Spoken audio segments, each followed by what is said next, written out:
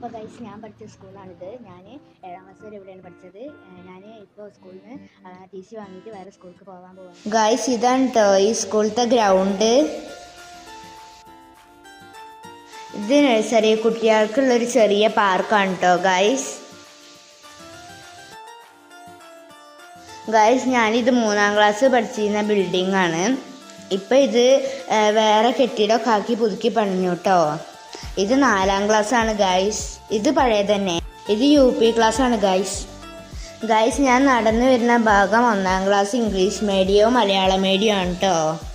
അപ്പോൾ ഗൈസ് ഇതാണ് എൻ്റെ പുതിയ സ്കൂള്, സെൻറ്റ് ജോസഫ് ഹൈസ്കൂൾ ഗേൾസിൻ്റെതാണിത്.